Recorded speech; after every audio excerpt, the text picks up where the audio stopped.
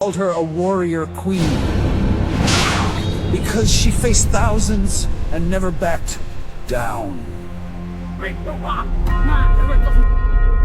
She was hunted by an empire, feared by soldiers, and remembered as a spirit of the mountains.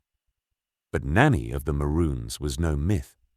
She was a warrior who turned the forests of Jamaica into a battlefield the British could never conquer. Welcome to Shadows of Black History. If you are new to this channel, take a moment to subscribe and like our videos so you never miss the hidden stories that shaped the past. We truly appreciate every single one of you who watches and supports this journey into the forgotten corners of history. Tonight's story is one you will not want to miss even a single paragraph of. Stay with us until the very end, because what you are about to hear is not just history, it is resistance, strategy, and the power of a woman who refused to be broken. So relax, settle in, and let us begin. The mountains of Jamaica in the early 1800s were not just land. They were protection. They were resistance. They were war. Dense forests covered steep hills. Winding paths disappeared into thick vegetation, and the air carried the sounds of birds, insects, and something else, something watchful. For the British, these mountains were a nightmare. For the Maroons, they were home. The Maroons were communities formed by escaped enslaved Africans who refused to live under colonial rule.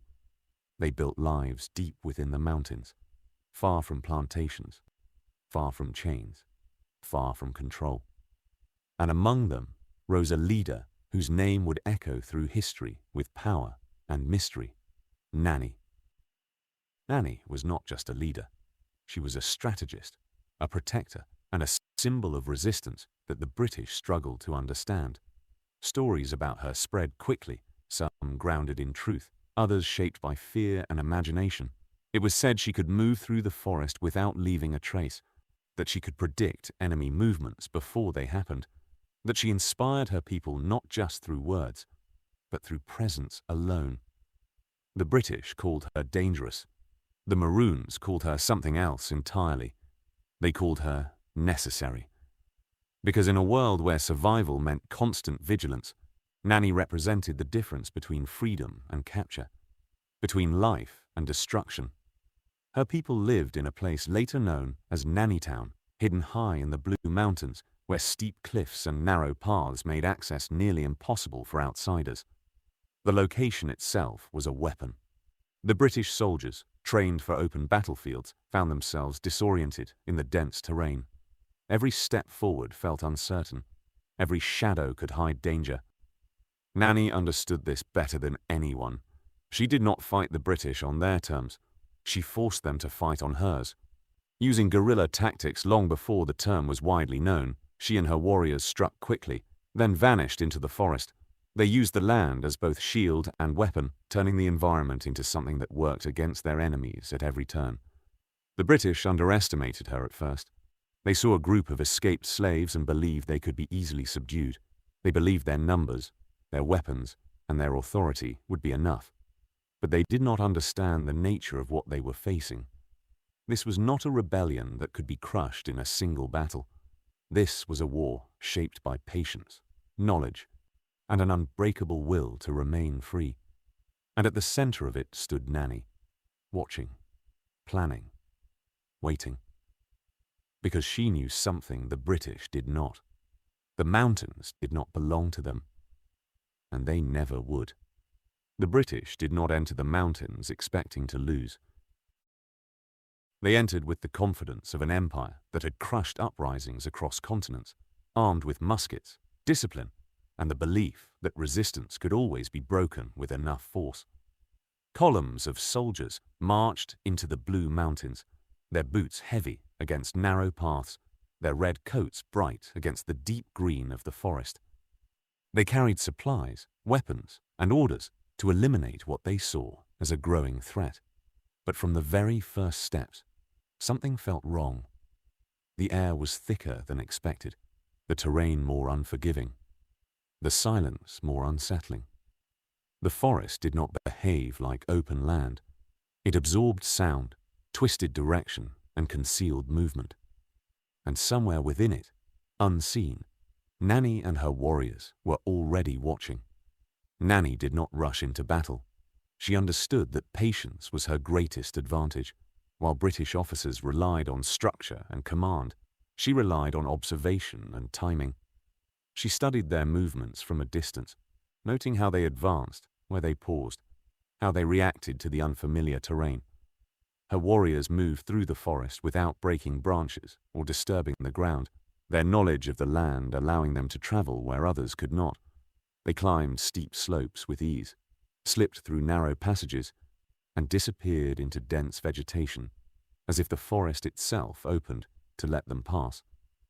To the British, it felt as though they were being followed by something they could not see, something that understood them better than they understood it. The first attacks came without warning. A single musket fired from somewhere unseen. Then silence. A soldier would fall, confusion spreading through the ranks as officers shouted orders that echoed uselessly into the trees. Before they could respond, another shot from a different direction. Then another. The forest became a battlefield without clear lines, without visible enemies. The British tried to form ranks, to create order, but the terrain refused to allow it. Trees blocked their formation. Roots twisted beneath their feet. Visibility was limited to a few steps ahead, and every time they thought they had identified a direction, the attacks shifted elsewhere. Nanny's strategy was not to confront them directly,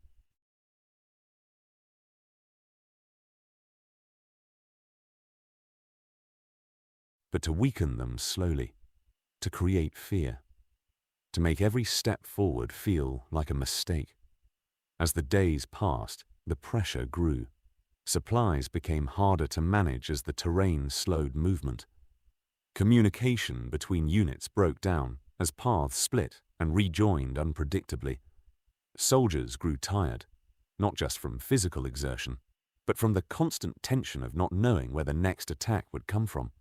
The forest offered no rest. Even at night, the sounds of movement continued, branches shifting, leaves rustling. Distant signals passed between Maroon fighters, who understood how to communicate without revealing their positions. Some British soldiers began to speak in hushed tones about the stories they had heard. That Nanny could not be seen until she chose to be. That she knew the mountains like a spirit bound to the land itself.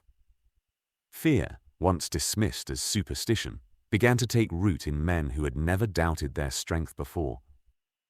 Nanny used that fear carefully.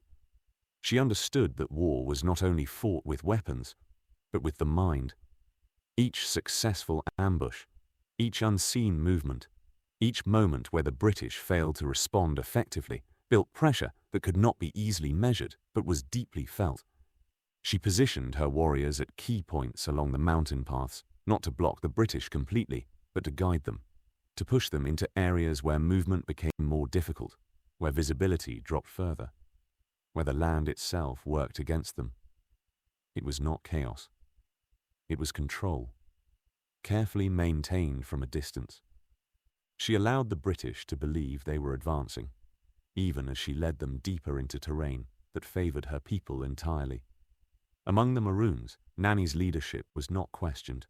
She moved among them not as a distant commander, but as a presence that carried both authority and connection.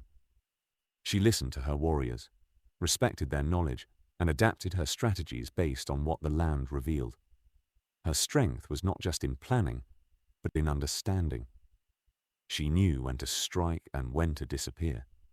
She knew when to press forward, and when to let the enemy exhaust themselves. And perhaps, most importantly, she knew how to keep her people united. The war they were fighting was not only against soldiers, it was against a system that had tried to define them, control them, and erase their identity. Every victory, no matter how small, reinforced their purpose. Every successful defense of their territory proved that freedom was not only possible, it was being lived. The British command began to shift its approach as losses mounted. Officers attempted to adapt. sending smaller groups instead of large formations, trying to move more quietly, more cautiously. But adaptation came slowly, and the Maroons were always one step ahead. Nanny anticipated these changes, adjusting her tactics accordingly. Smaller groups became easier to isolate. Quiet movement did not matter when the land itself revealed presence through subtle signs only her people understood. Footprints, disturbed leaves, changes in animal behavior. The forest spoke, and the Maroons listened. The British, despite their training, could not hear it the same way. One particular encounter marked a turning point in the campaign. A British unit, believing they had finally located a path leading directly to Nanny Town, advanced with renewed confidence. The path was narrow but clear, winding upward along a ridge that seemed to offer a direct route. It was exactly the kind of opportunity they had been searching for, but it was also exactly what Nanny had prepared. As the soldiers moved along the ridge, the ground beneath them began to shift. Loose stones, carefully placed, gave way under their weight. The path narrowed further, forcing them into a tighter formation. Then, the attack began. Not from one direction, but from several. Shots echoed from above, from below, from angles the soldiers could not fully comprehend. The ridge that had seemed like a path forward became a trap. The British attempted to retreat, but the terrain made quick movement impossible. In moments, order collapsed into confusion. From a distance, Nanny observed the encounter, her expression calm, her focus unwavering. She did not need to be at the front to control the outcome. Her presence was in the planning, in the positioning, in the understanding of how the land could be shaped into a weapon. When the attack ended, the message was clear. The British could not simply march into the mountains and claim victory. They were fighting an enemy that did not play by their rules, in a place that did not belong to them. As word of these encounters spread, the reputation of Nanny grew beyond the mountains. To the British, she became a symbol of resistance that needed to be eliminated. To the Maroons and enslaved people across Jamaica, she became something else entirely, a leader who proved that freedom could be defended, that the empire, powerful as it was, could be challenged, that knowledge, unity, and courage could stand against force. The war did not end in a single battle. It stretched on, shaped by moments like these, by decisions made in silence, by movements unseen, and through it all, Nanny remained at the center, not as a figure of legend, but as a strategist who understood that victory did not always come from overwhelming force. Sometimes it came from knowing exactly when and how to strike, and when to let the enemy defeat themselves. The British could no longer pretend this was a minor disturbance. What they faced in the mountains of Jamaica was not a scattered group of runaways, but a disciplined and highly adaptive force led by a woman who understood warfare in a way they had not anticipated. Reports began to reach colonial authorities describing soldiers who vanished in the forest, units that returned weakened and shaken, and officers who could no longer maintain control over their men in unfamiliar terrain. The name Nanny was no longer spoken with dismissal. It was spoken with concern, and with that concern came escalation. More troops were requested, more resources were committed. The empire, unwilling to accept defeat, prepared to push harder into the mountains. This time, they came with a different strategy. Instead of rushing forward blindly, they attempted to surround the Maroon territory, cutting off movement, limiting access to resources, and forcing Nanny and her people into a position where they would have to fight on less favorable terms. Camps were established at key points around the mountain edges. Patrols increased. Messengers were sent between units to maintain coordination. The British believed that if they could not defeat the Maroons through direct confrontation, they could weaken them through pressure. Slowly, steadily, they would close in.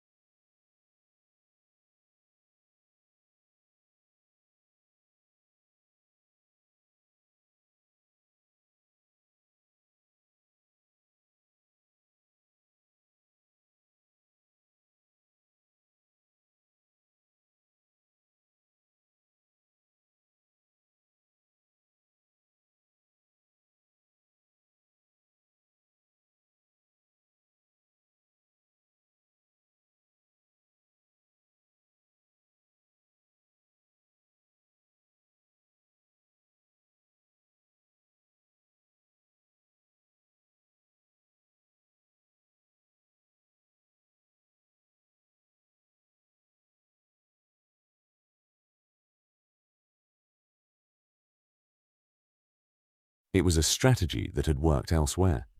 But once again, they underestimated who they were fighting. Nanny recognized the shift almost immediately. She saw the changes in patrol patterns, the placement of camps, the increased presence along routes that had once been quiet. She understood what the British were trying to do, and she knew that allowing them to succeed would be far more dangerous than any direct attack. So, she adapted. Instead of avoiding the edges of their territory, she began to target them. Small groups of Maroon warriors moved quietly toward British camps under cover of darkness, observing, waiting, learning. They noted guard rotations, weak points, patterns in movement. Then, when the moment was right, they struck. Not to destroy the camps entirely, but to disrupt them. Supplies were taken or destroyed. Guards were ambushed and silenced before alarms could be raised. Fires broke out in places where they were least expected. Each attack was precise, controlled, and brief, and just as quickly as they appeared, the Maroons vanished again into the forest. The effect was immediate. The British camps, meant to establish control, became sources of vulnerability.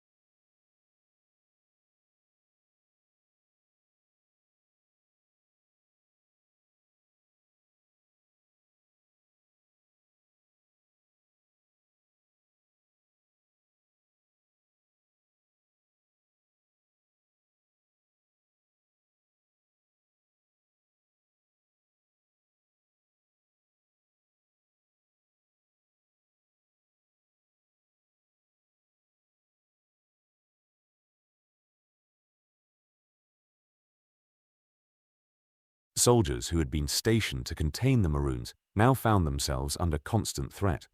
Sleep became difficult. Trust in their surroundings began to erode.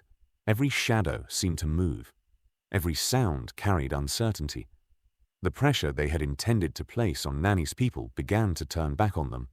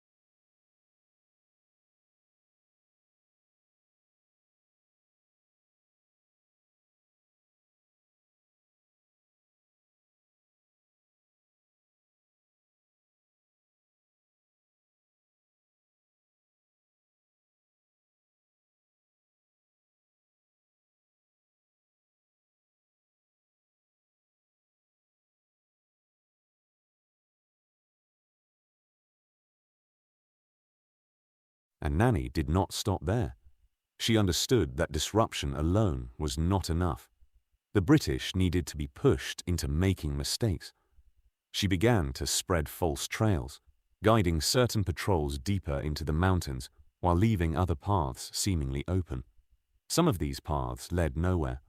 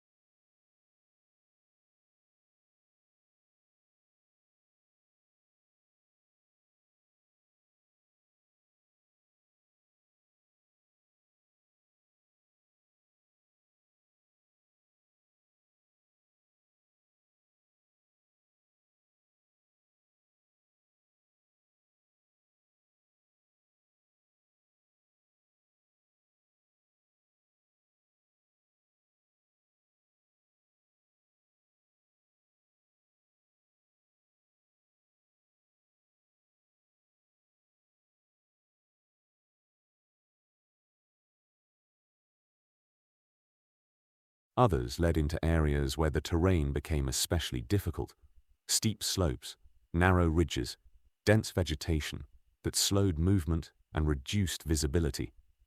The British, believing they had found opportunities to advance, followed these paths, only to find themselves isolated, disoriented, and vulnerable. It was not just about defeating them physically. It was about exhausting them mentally, forcing them into a state where every decision felt uncertain. And in that uncertainty, mistakes multiplied. Among the Maroons, morale remained strong. Each successful disruption reinforced their belief in Nanny's leadership. She was not only protecting them, she was teaching them. Younger warriors learned how to move silently through the forest, how to read signs in the environment, how to think beyond immediate action and consider the long-term effect of every decision. The war was shaping them, turning survival into skill, resistance into strategy. Nanny encouraged this growth, knowing that their strength as a community depended on more than her alone. It depended on shared knowledge, shared purpose, and the ability to adapt as one. One evening, as the sun dipped low and shadows stretched across the mountain slopes, Nanny gathered a group of her most trusted fighters. She spoke to them not of a single battle, but of the direction the war was taking. The British were becoming more desperate. Their strategies were changing more quickly now, less predictable, more aggressive. That meant the risk was growing. But so was the opportunity. She explained that there would come a moment when the balance would shift again, when the British would push too far, act too quickly, and expose themselves in a way that could not be ignored. When that moment came, they needed to be ready, not just to defend, but to strike in a way that would force the British to reconsider the entire campaign. That moment came sooner than expected. A large British force, frustrated by weeks of failed attempts, decided to launch a coordinated advance into what they believed was the heart of Maroon territory. They moved in multiple directions, attempting to converge on a central point. It was a bold move, one designed to overwhelm through numbers and coordination. But it required precision, it required communication, and it required an understanding of the land that they still did not possess. Nanny saw the movement before it fully unfolded. She understood their intention, and she saw the flaw within it. The units were moving separately, relying on timing to bring them together. If that timing could be disrupted, the entire plan would collapse. She divided her forces, assigning small groups to intercept each advancing unit at different points along their routes. The goal was not to stop them completely, but to delay them, confuse them, and break their coordination. As the British moved forward, they encountered resistance that slowed their progress. Ambushes forced them to stop and regroup. False signals led them off course. Paths that seemed clear became blocked or dangerous. One unit arrived early at the intended meeting point, only to find itself alone.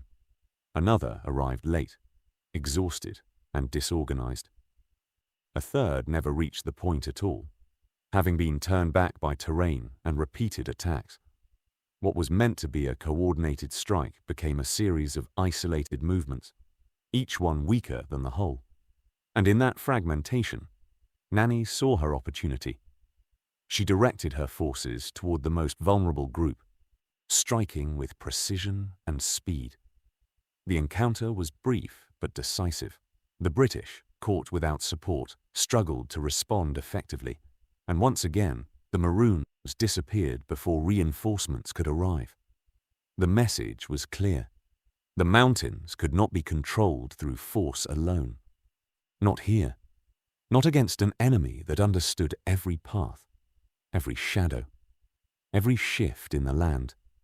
As the British withdrew to regroup, their frustration deepened into something more serious: doubt. The war was no longer following their expectations. The enemy they faced was not weakening. If anything, it was becoming stronger, more confident, more capable with each passing encounter. And at the center of it all remained Nanny, not as a distant figure, but as the mind shaping every movement, every decision, every outcome. The British command reached a point where strategy alone no longer felt sufficient. Weeks of failed advances, disrupted camps, and scattered defeats had worn down not only their strength, but their confidence. Reports sent back to colonial authorities no longer carried certainty. They carried frustration, confusion, and a growing acknowledgement that this war could not be fought in the usual way. Yet retreat was not an option. The Empire did not step back easily.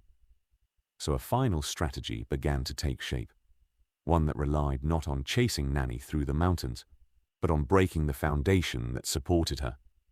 If they could not defeat her in the forest, they would attempt to isolate her from it.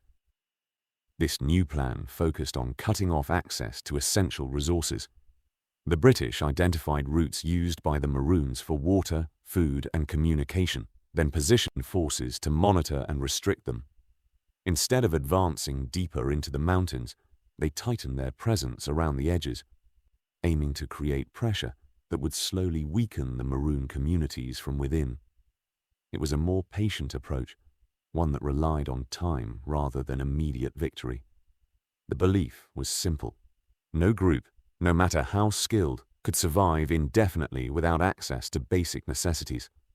Eventually, they would be forced to come out, to negotiate, or to fight on ground that favored the British. But once again, they misunderstood the depth of Nanny's preparation.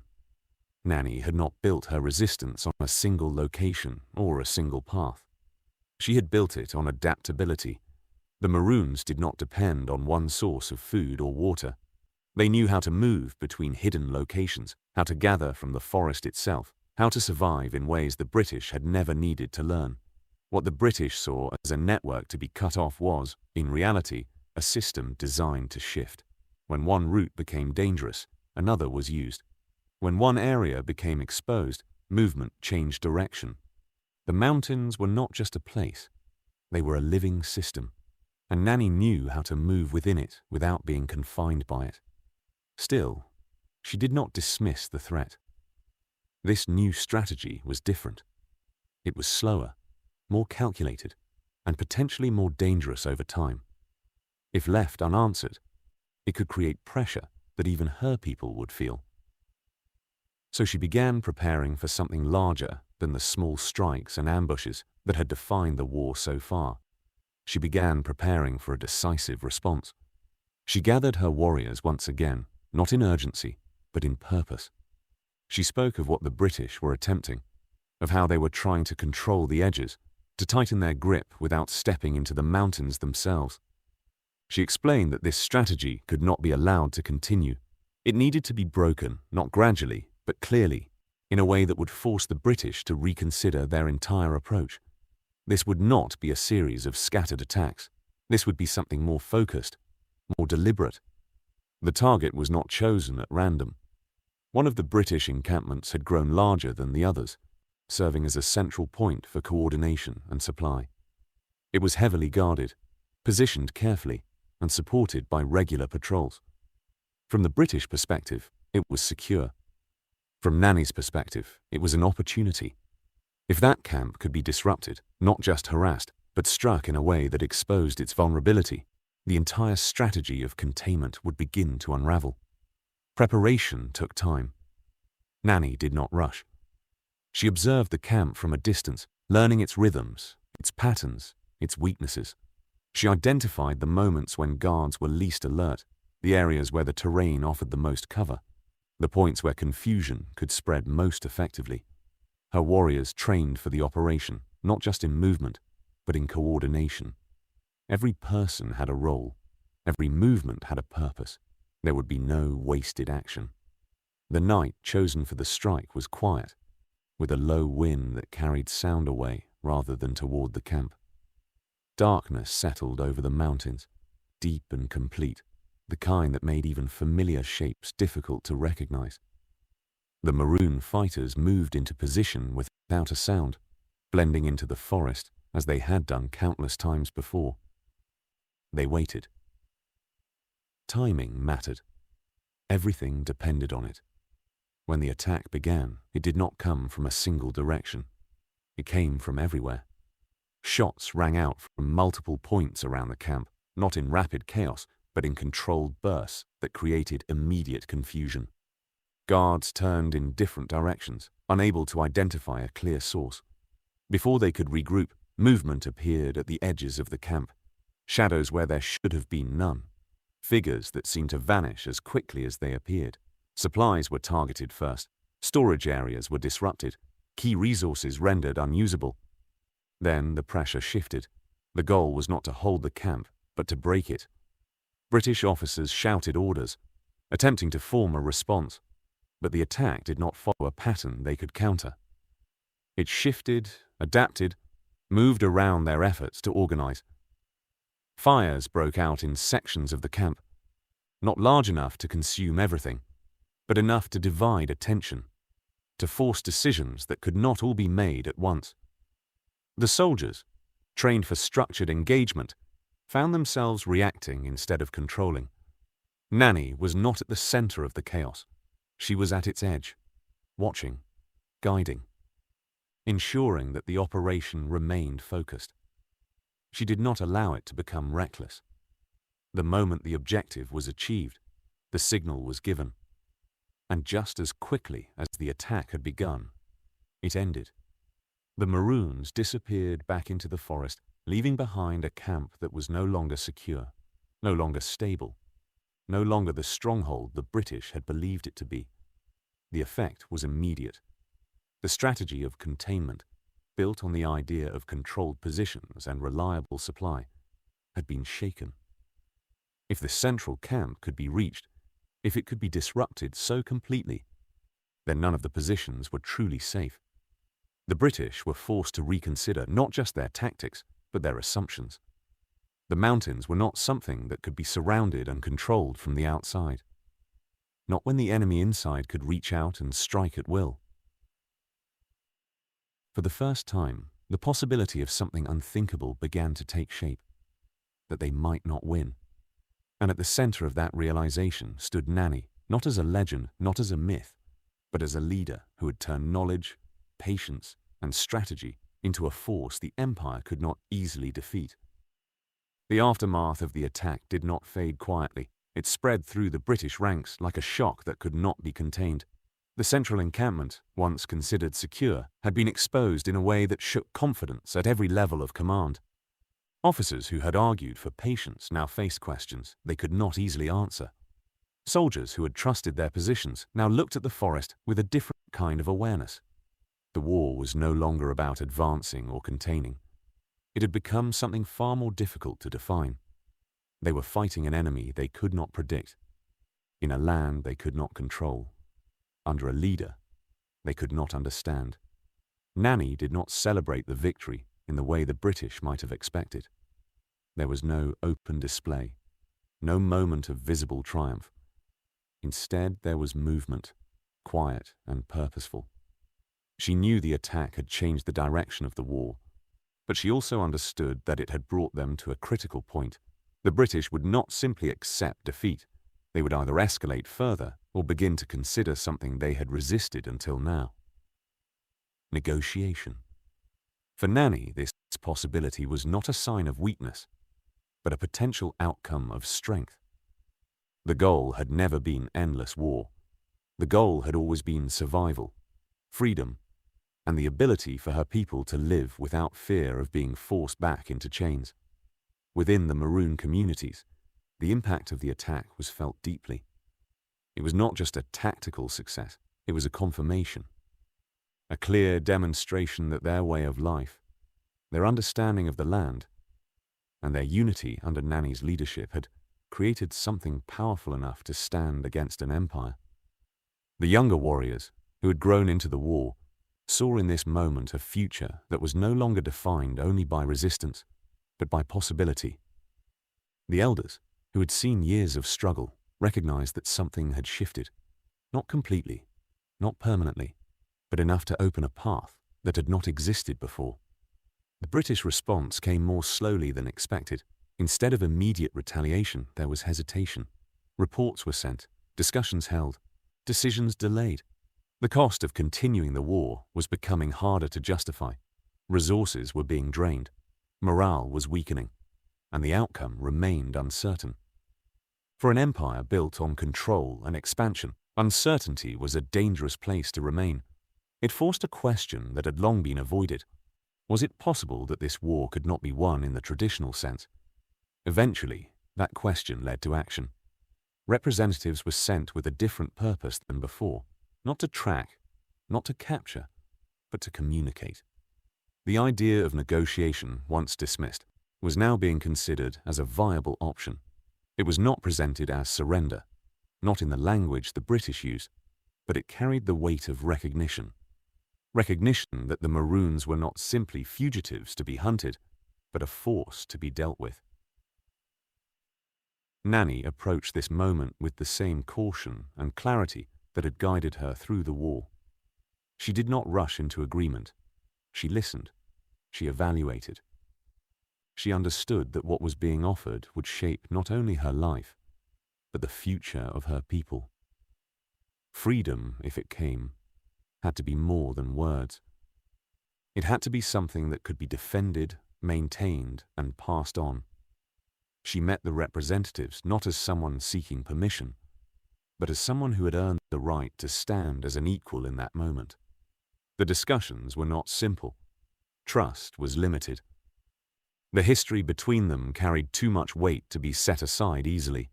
But the reality of the situation could not be ignored. The British had failed to defeat the Maroons through force. The Maroons had proven their ability to resist. The path forward required something different. In time, an agreement began to take shape.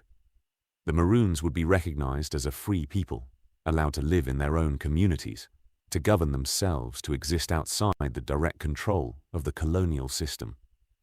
In return, certain conditions would be set, conditions that reflected the complex reality of the time. It was not a perfect outcome. It did not undo the broader system of slavery that still existed across the island, but it was something significant, something that had been fought for, defended, and achieved through years of resistance. For Nanny, the agreement was not the end of her role, but a transformation of it. She remained a leader, not only in war, but in the building of a future that could sustain the freedom they had secured. Nannytown became more than a hidden settlement. It became a symbol, a place where resistance had not only survived, but shaped its own outcome. The British, though that they did not frame it as defeat, understood what had happened. They had been forced into a position where force alone was not enough, where negotiation became necessary, where the limits of their control had been revealed in a way they could not easily erase. And at the center of that turning point stood Nanny. Not as a myth, not as a legend, but as a leader who had changed the course of a war through strategy, unity, and an unyielding commitment to freedom. Part 6 will explore the lasting legacy of Nanny of the Maroons and how her impact continued to shape history far beyond the mountains of Jamaica. Part 6. The war had ended, but the impact of what Nanny had built did not fade with it. In the mountains of Jamaica, life continued, but it was no longer defined by constant pursuit. The Maroon communities, once forced into secrecy and movement, now stood with a form of recognition that had been earned through years of resistance. Nannytown and other settlements became places of structure, culture, and identity, not just survival. The forests and mountains that had once served as battlegrounds now stood as guardians of a hard-won freedom. But that freedom was not something taken lightly. It had been fought for, protected, and understood in a way that shaped how the Maroons lived every day afterward. Nanny herself remained at the center of that transformation. Her role shifted from leading warriors in battle to guiding her people in peace, but the qualities that defined her did not change. She remained observant, strategic, and deeply connected to the land and the people she had fought to protect. She understood that the agreement with the British was not an ending, but a new kind of responsibility. Freedom had to be maintained. It had to be defended not only with strength, but with wisdom. The Maroons organized themselves carefully, preserving their traditions, their knowledge, and their unity. They passed down the skills that had sustained them, not only as tools of war, but as foundations of their identity. Beyond the mountains, the story of Nanny began to spread. It moved through Jamaica, carried by those who had witnessed the conflict and those who had heard of its outcome. Her name became more than a reference to a person. It became a symbol of resistance that could not be easily dismissed or erased. For enslaved Africans across the island, her story carried meaning that went beyond a single conflict. It showed that resistance could succeed, that leadership could emerge from within, that the system, powerful as it was not beyond challenge. The details of her life were sometimes shaped by storytelling, her actions described with a sense of awe that reflected the impact she had made. Some spoke of her as if she moved like the wind through the forest. Others described her ability to anticipate danger as something beyond ordinary understanding. Whether these details were literal or symbolic, they all pointed to the same truth. She had changed what people believed was possible. The British, though they moved forward with their own version of the agreement, never fully forgot what had happened in the mountains. The war had left its mark, not only in reports and records, but in the awareness that control had limits. Jamaica remained a colony, and the system of slavery continued, but the presence of the Maroons stood as a constant reminder that not all resistance could be crushed. It influenced how future conflicts were approached, how strategies were formed, how risks were evaluated. The memory of Nanny and her leadership became part of that calculation, even if it was not always spoken openly. As time moved forward, the legacy of Nanny of the Maroons became woven into the larger history of resistance in the Caribbean and beyond. Her story connected to a broader pattern, one where enslaved and oppressed people found ways to resist, to survive, and in some cases, to reshape their circumstances. She stood alongside others, known and unknown, who had taken risks, made decisions, and refused to accept the roles imposed upon them. But Nanny's story carried a particular strength because of what she achieved. She did not simply resist, she secured a future for her people. Within Maroon communities, her presence never faded. She was remembered not only as a warrior, but as a mother figure, a protector, a guide whose influence extended beyond her lifetime. Her teachings, her strategies, and her understanding of the land became part of the knowledge passed down through generations. The mountains still held her story. The paths still carried her memory. The community itself stood as living proof of what she had built. Time did not erase Nanny of the Maroons. It carried her forward. Long after the battles had ended and the agreements had been signed, her presence remained not in monuments alone, but in memory, in identity, in the very spirit of resistance that continued to shape the lives of her people. The mountains of Jamaica still stood where they had always stood, silent and watchful, but for those who knew the story, they were more than landscape. They were proof that a woman once stood against an empire and refused to yield.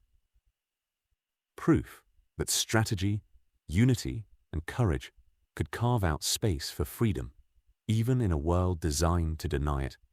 In the years that followed, generations grew up hearing her name, learning not just what she had done, but what it meant.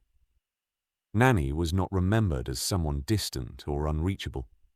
She was remembered as someone who understood struggle, who made decisions under pressure, who led with both strength and clarity. Her story was not about perfection. It was about purpose. It was about recognizing the moment when survival was no longer enough, and action became necessary. That lesson carried weight, not only for the Maroons, but for all who heard it. It reminded them that leadership can come from unexpected places, that resistance can take many forms, and that history is shaped not only by those in power, but by those who challenge it.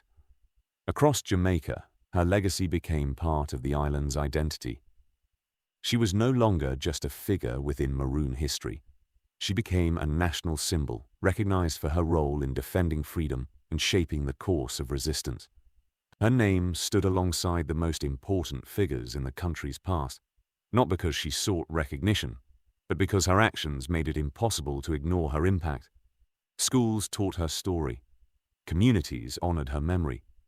The lessons of her leadership, her strategies, and her unyielding spirit continued to inspire those who faced new challenges in different times. But perhaps the most powerful part of her legacy was not what was written or spoken. It was what endured in practice, the idea that freedom must be protected, that unity is strength, that knowledge, especially of one's environment and one's people, can be as powerful as any weapon. These were not abstract ideas. They were lived principles, passed down through generations who understood their importance not because they were told, but because they had seen what happened when they were applied. Nanny of the Maroons was never meant to become a legend in the way history often defines it. She did not seek fame. She did not fight for recognition. She fought for something far more immediate and far more important. The right to live free. The right to exist without being controlled by a system built to oppress. And in achieving that, she became something greater than legend. She became a standard, a reminder that even in the most difficult circumstances, it is possible to resist, to adapt, and to create change that lasts beyond a single lifetime. As the story comes to an end, what remains is not just what happened in the mountains of Jamaica. What remains is the understanding of what it means. A woman, once enslaved, led a people against one of the most powerful empires in the world. She used the land, the mind, and the strength of her community to fight a war that could not be won through force alone. And in doing so, she changed the course of history for those who followed. Thank you for watching Shadows of Black History. If this story moved you, remember to subscribe and like the channel so more hidden stories from the past can be told. And always remember, history is not only about those who ruled, it is about those who resisted, who endured, and who rose to shape a future that others believed was impossible.